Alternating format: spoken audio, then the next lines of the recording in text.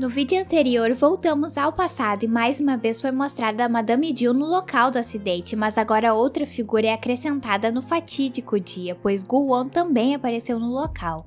Passando para os nossos protagonistas, Go-won acredita que ter encontrado Do-hee novamente possa ter o significado de que essa é a sua segunda chance. E para recriar aquele momento que eles tiveram com vagalumes há 200 anos, o homem enche o seu escritório com eles. No dia seguinte, podemos ver que o nosso casal está cada vez mais próximo um do outro, mas algo preocupa Gu-won, pois coisas lembram a protagonista das tragédias de sua vida. Por exemplo, quando ela passa por um acidente, remete o que aconteceu aos seus pais, e como o homem quer fazê-la feliz o tempo inteiro, decide conversar com quem mais a ama depois dele. Seok-hoon entende o que Gu-won quer dizer quando explica a situação. O primo da mulher comenta que uma vez ela contou que seus anos mais felizes foi o pouco tempo que esteve com seus pais. Sendo assim, Seok-hoon acredita que como Do-hee conheceu a infelicidade no meio da felicidade, ela possa ter criado medo de viver isso novamente, por isso fica se contendo, se culpando por tudo que aconteceu. Enquanto isso, a protagonista está em uma reunião com a sua equipe decidindo onde será o próximo evento de sua empresa, e depois que um deles sugere que seja no teatro de Gu-won, ela aprova a proposta. À noite, Gu-won continua preocupado que a sua esposa nunca consiga relaxar durante essa vida, então faz tudo que está ao seu alcance para que ela fique melhor. Como quando a vê chorando durante um sonho, o homem decide entrar nele e a consolar, depois ele usa os seus poderes para que pelo menos nesse mundo de fantasia, a protagonista possa ter um momento com aqueles que ela tem tanta saudade. No dia seguinte, vemos que a estreladinha ainda está na Coreia por ainda ter algumas apresentações do teatro. Dessa maneira, ela conversa com Gu-won sobre isso e comenta de novo que depois que seus compromissos acabarem, a mulher irá para fora do país, pois é a única maneira do seu amor não prejudicar o homem, já que ela reconheceu que o seu amor por ele é venenoso. Mais tarde, vemos Gu-won fechando mais um contrato. O demônio teve que achar alguém rapidamente, pois uma combustão se iniciou pelos seus dedos da mão. No entanto, no lugar, o homem acabou encontrando a gangue que o nomeou como chefe e no fim, Gu-won acaba contando para eles que é um demônio. Os homens ficaram surpresos, mas gostaram de saber que ele é um ser poderoso. Enquanto isso, Do-hee recebe uma ligação desagradável, pois se trata de Seok-min a convidando para um jantar em família na sua casa, e mesmo não querendo ir, a mulher aceita. Na próxima cena, vemos quando Gu-won vai buscar a protagonista na empresa para eles irem para casa e o homem a surpreende ao chegar com um buquê lindo com diversas flores que representam a felicidade. No mesmo momento, na casa de Seok-min, a esposa dele, que está em um luto profundo pelo filho do casal, decide, em um momento de lucidez, pegar as coisas que entregam o marido dela como um criminoso do cofre do escritório dele, e lá a mulher se depara com o livro do demônio. Infelizmente, não muito tempo depois ela é pega, e claro que Seok-min a castiga por isso. Agora passamos para o jantar da família, começando por Gu-won, que percebe que o braço da esposa de Seok-min está com alguns ferimentos quando ela vai colocar a comida na mesa. E o principal motivo do homem ter convidado todos para sua casa é por ele querer mudar a forma que a sua mãe lidava com a empresa, mas claro que com os acionistas em sua cola será difícil fazer isso. Então, Seok-min sugere que todos passem as suas ações para que ele possa ter cada vez mais poder lá dentro. Seok-hoon é o primeiro a negar o pedido e Do-hee em seguida vai embora deixando clara sua posição sobre o assunto, enquanto a irmã de Seok-min diz que irá pensar sobre isso, contudo Soo-won logo é ameaçada pelo primogênito caso acabe não aceitando. No dia seguinte, Seok-hoon já começa a ver os reflexos de ter negado o pedido de Seok-min e os funcionários passarão a ser temporários com o fim do comitê de acidentes de trabalho. Seok-hoon o alerta sobre as consequências dele fazer isso, sendo assim Seok-min decide o demitir de seu cargo e começa uma disputa sobre o poder que, diga-se de passagem, ele próprio iniciou de bobeira. Então, quando sai da empresa, o primo de Do-hee liga para lhe contar o que está acontecendo. Enquanto isso, Gu-won volta a procurar o livro do demônio, sabendo que estava na casa de Seok-min, ele decide ir atrás da ponta mais fraca que reside lá, a esposa do homem. Fica ainda mais fácil lidar com ela quando Gu-won descobre que ela foi internada, sendo assim o homem entra no quarto em que a mulher está e fala que pode atirar do inferno se ela cooperar. Depois de pensar um pouco, Serra acaba falando para Gu-won sobre o livro e tudo que seu marido havia planejado, até sobre a encomenda da morte de Do-hee.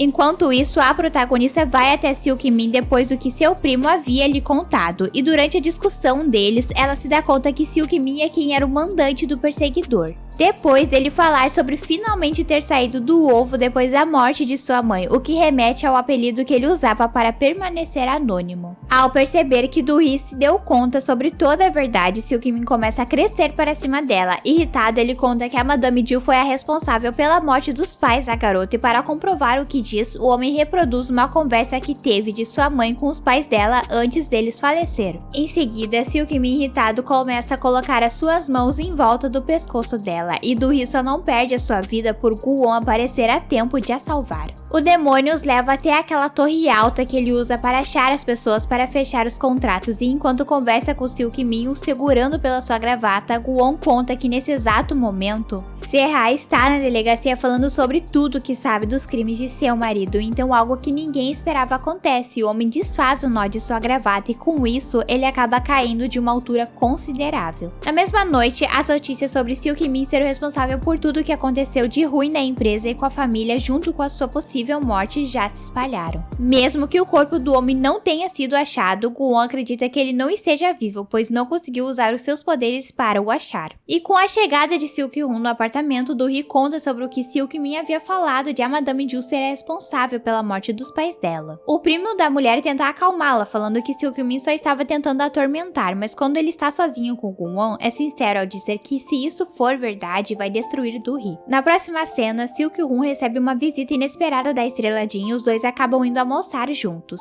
Acontece que a mulher o procurou para pedir desculpas da maneira que agiu naquele dia e não ter revelado as suas reais intenções. Como Seok-hoon não é muito de guardar rancor e é bastante compreensível, o homem fala que tentará entendê-la. Enquanto isso, na fundação de Gu-won, Se-ha leva para ele o livro que o homem procurava e quando ele pergunta sobre o que Seok-min falou para Do-hee ser verdade, ela responde que não sabia nada sobre isso, mas se seu marido disse, é possível que sim. Ao mesmo tempo, a protagonista está em seu escritório pesquisando sobre o acidente de seus pais e ao ver uma foto em que a senhora Shin estava ao lado da Madame Jill, Do-hee decide chamá-la para conversar sobre. A protagonista descobre que a sua secretária não sabe de muita coisa, pois recém havia iniciado na empresa, entretanto foi nessa época que a Madame Jill começou a usar bengala, apesar de aparentemente nada ter acontecido com ela. Do-hee fica cada vez mais confusa se deve ir atrás da verdade, claro que ela carrega o medo de descobrir que toda essa construção do relacionamento dela com a Madame Jill tenha sido uma mentira. Mas Gu-won está ali para colocar os pés da protagonista no chão, pois independente da resposta, em seu último momento de dor, a Madame Jill mandou mensagem apenas para Do-hee com as palavras que a amava. Então, mais tranquila com isso, a protagonista decide ir atrás daquele que sabe sobre tudo, o padre que a Madame Jill se confessava. Assim que o homem avista Do-hee, parecia já saber do que se tratava e também que Gu-won era o demônio que a Madame Jill havia visto anos atrás. Dessa maneira, pedindo um momento sozinho com Do-hee, o senhor conta a verdade sobre o acidente dos pais dela. O padre Michael fala que a Madame Jill se sentiu atormentada até o último segundo de sua vida por não ter sido completamente sincera com a protagonista e pediu que caso ela não conseguisse encontrar a coragem para dizer a verdade, era para que ele fizesse isso por ela. Voltando ao passado, o pai de Do-hee foi até a Madame Jill após descobrir que ela adulterou alguns testes que indicavam que algumas pessoas estavam sendo prejudicadas. Na verdade, perdendo as suas vidas por algo que envolvia a empresa, e a mulher fez isso para não perder as novas propostas grandes que estavam por vir. Dessa forma, o homem que não concordava com nada daquilo disse que iria expô-la para o mundo, então juntou a sua esposa, entrou em um carro e acelerou para ir para casa para ver a sua filha antes que o seu tempo acabasse. No entanto, no caminho, enquanto disputava a estrada com a Madame Jill que tentava parar o veículo do casal, acabou acontecendo um acidente, e além disso, há 10 anos, o homem havia feito um contrato com Gu-won, que agora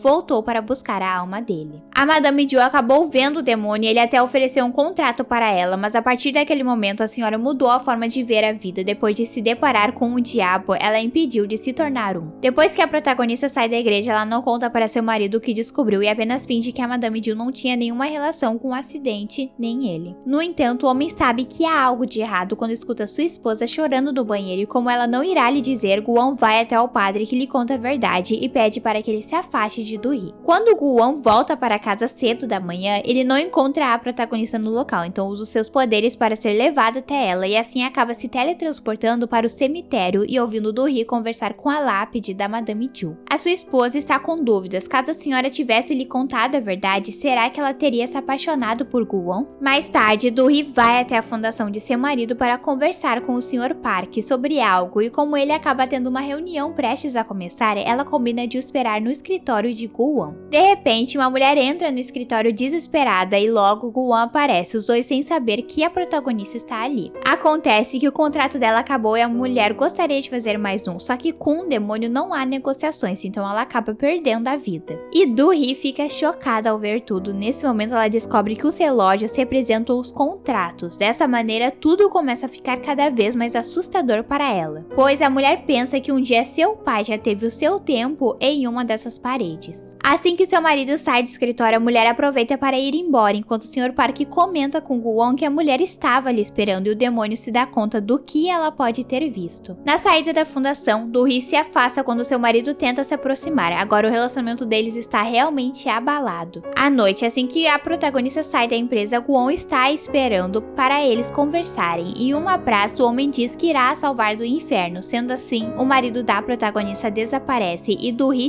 chora com a sua partida. O que vocês acharam desses episódios? Espero que tenham gostado do resumo, deixem as suas sugestões, comentários e se inscrevam. Se gostaram do vídeo, curtam e compartilhem para me ajudar. Até a próxima!